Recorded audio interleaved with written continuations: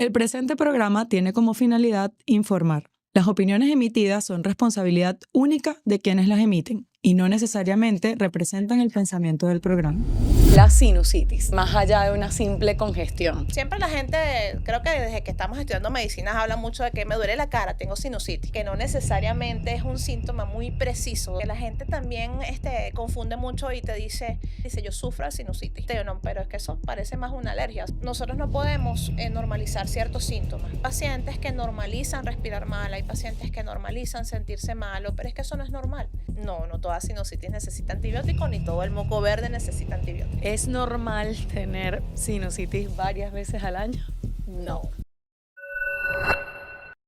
Este programa es presentado por Laboratorio IDULAB, Laboratorio Clínico La Trigaleña, Laboratorio Clínico La Viña, Laboratorios del Este, ADN Medical.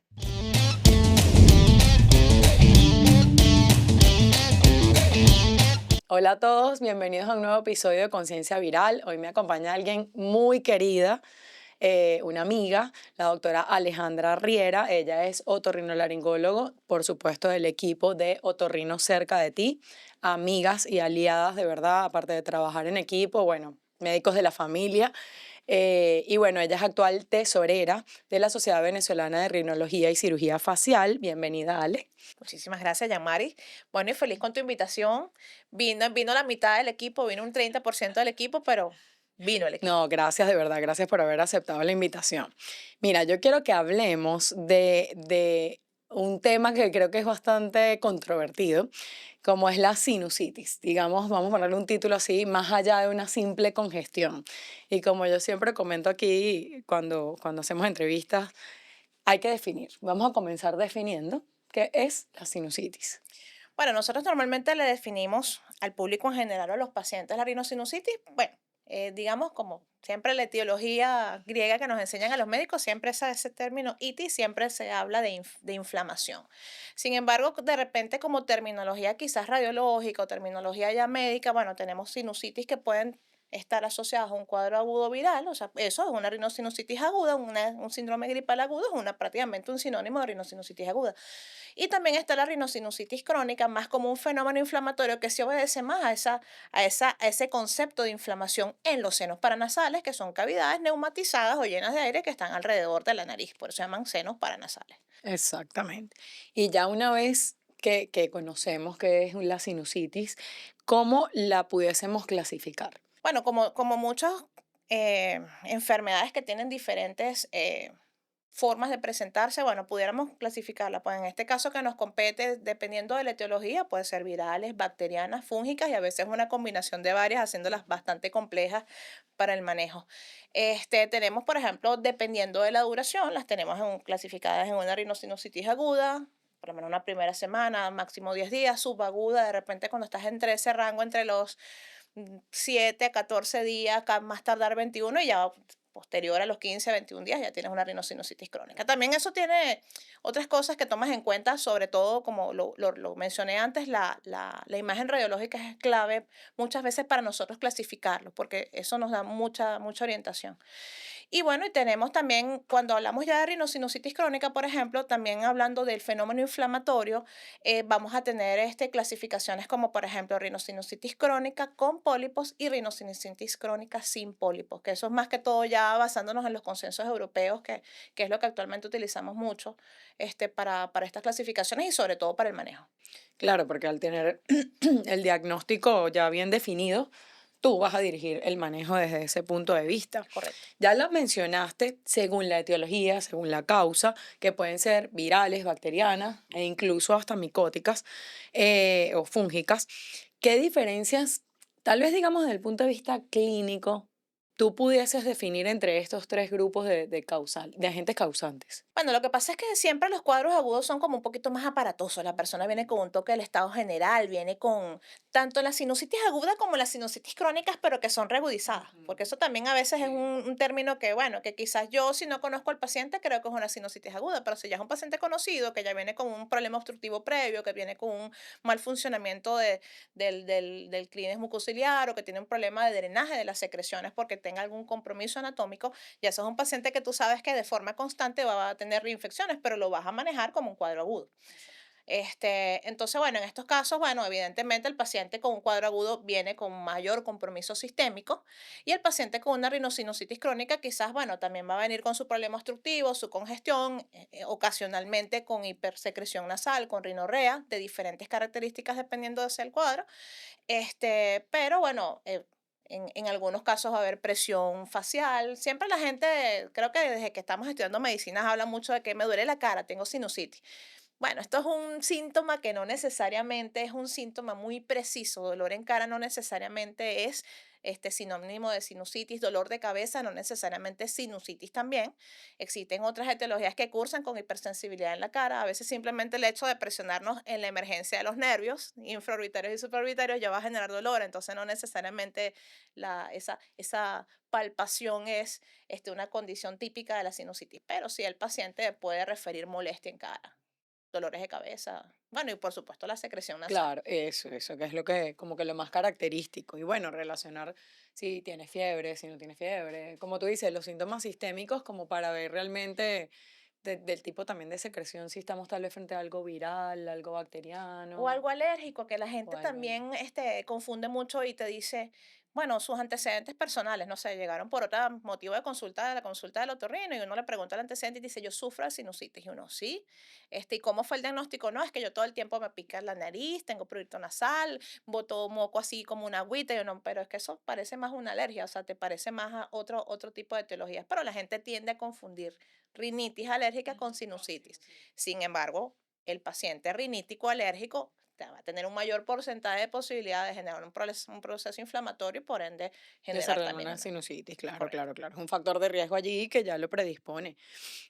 Bueno, te me adelantaste, relación de las infecciones respiratorias y las alergias, tal cual. O sea, tenemos que, y ahí estamos nosotros para tratar de orientar ese interrogatorio y saber bien, como tú dices, antecedentes personales. Si tú solo estás viendo un paciente y no interrogas sus antecedentes personales, si ha presentado esto en otras oportunidades, bueno, evidentemente tú no vas a saber si esto es algo que lo está predisponiendo a una probable sinusitis y tenemos que diferenciar esas entidades allí.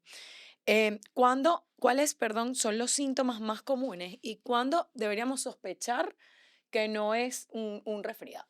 Bueno, lo que pasa es que siempre pensemos que un resfriado común que nos puede dar a todas las personas, ¿ok? Ujú. Aunque sea una vez al año. Yo siempre a veces le digo a mis pacientes, no te debería dar nunca, porque nosotros, por ejemplo, que trabajamos en la salud, ok, desarrollamos cierta inmunidad, pero realmente yo en lo personal a mí nunca me da una amigdalitis y muy poco me da un cuadro gripal. Respiratorio. Exacto, Ujú. pero bueno, también, bueno, dependiendo de la edad del paciente y de su exposición y de lo que trabaje, Y también sus a veces factores lo de hace. riesgo, en fin. Exacto, obviamente. Pero un cuadro gripal no debería ser más de, bueno, para mí no debería ser más de 5 días. Exacto, O sea, de los días de claro, autolimitación normal del cuadro hay viral. bibliografías que te dicen 7, 10 días. Oye, lo que pasa es que pasar 10 días con sintomatología importante, yo lo veo así como es bastante.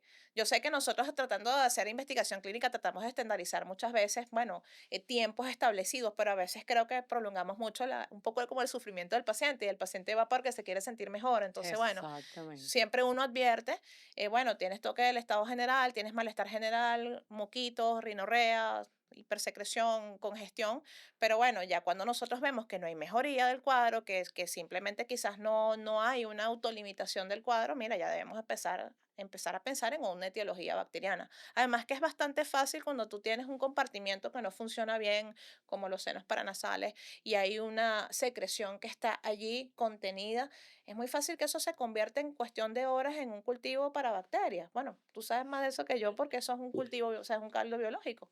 Claro, y Entonces, ¿qué? entonces, bueno, puede sobreinfectarse y como bien acabas de decir, porque esto es súper importante que lo recalquemos, cada factor de riesgo que tenga cada paciente Claro. va a aumentar su riesgo o a disminuirlo, en generar algún tipo de proceso infeccioso que se vaya a algo bacteriano, que vaya a empeorar, que vaya su cuadro no vaya a ser el curso habitual, pacientes fumadores, pacientes con alguna alteración estructural, pacientes diabéticos, o sea, Pacientes en obviamente, compromiso, exacto, edades extremas en la vida también hay que tomar muy en exactamente. cuenta, o sea, no podemos esperar tantos días en un paciente que tú ves tercera edad, que su sistema inmunológico no es igual, que no va a ser fiebre, que a lo mejor es bastante tolerante con muchos síntomas y que cuando ya tú vayas a ver va un paciente con una gran complicación. O un paciente pediátrico que evidentemente el paciente pediátrico Tu sistema inmune está más inmaduro y todo lo demás que ya conocí. Por eso siempre pensamos edades extremas de la vida o alguna comorbilidad que exactamente.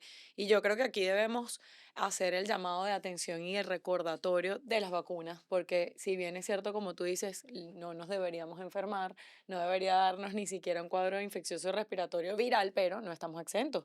Y si bien es cierto, la vacuna no nos exime de un probable contagio de influenza, de algún otro cuadro respiratorio, nos va a dar menos severo que si no estamos vacunados y bueno, que si vacuna neumococo a todos los pacientes que lo ameriten y por supuesto según su grupo etario y sus factores de riesgo. ¿Cómo podemos definirle a las personas qué tipo de medidas de prevención pudiésemos recomendarles para evitar que una persona desarrolle sinusitis, si tal vez no tiene ningún factor de riesgo o siempre y cuando, si lo tiene, piensas que habría alguna medida de prevención que le podamos recomendar a las personas?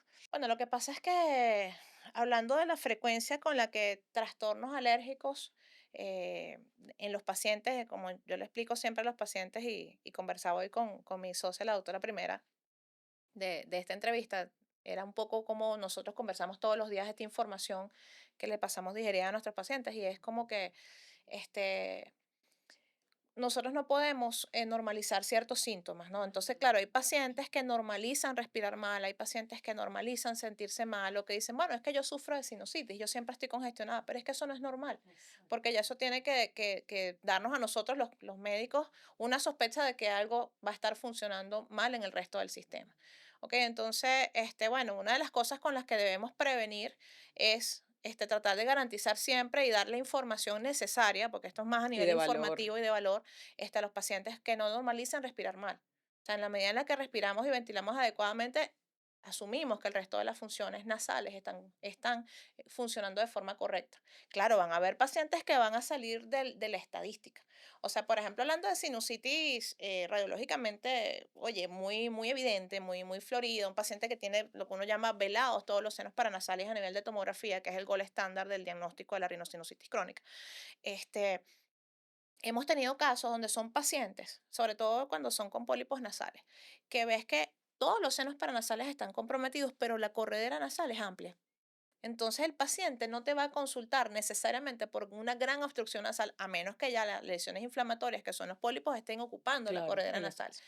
Pero bueno, estos son los pocos pacientes que se salen de la estadística. La mayoría tiene un problema obstructivo previo, ¿ok? Y también un paciente que vea que cada cierto tiempo y en un tiempo muy corto está desarrollando cuadros gripales recurrentes, ya debe dejar de pensar que es un resfriado común y empezar Exactamente. a darse cuenta que algo no está funcionando bien o que de alguna forma está coleccionando bacterias, de alguna forma algo está pasando con su inmunidad que está Sí, yo todo el pienso que tiempo con aquí, infecciones. más que algún tipo de prevención específica, es eso, estar alerta a los signos clínicos que presenta algún paciente y acudir a buscar ayuda para conocer cuál sería su diagnóstico y poder hacer un seguimiento en función a eso. Claro, y disculpa, lo que pasa es que, por ejemplo, hablando, también todo depende de la edad, porque, por ejemplo, ahorita está un poquito en boga el tema de lavarse las mucosas, ¿ok? Los Ay, lavados sí, nasales. sí, sí. Oye, el lavado nasal tiene evidencia importante desde el punto de vista científico, donde disminuye las infecciones virales, porque claro, o sea, las infecciones virales, especialmente, bueno, estos virus que estuvieron tan de moda hace unos 4 años, 5 años,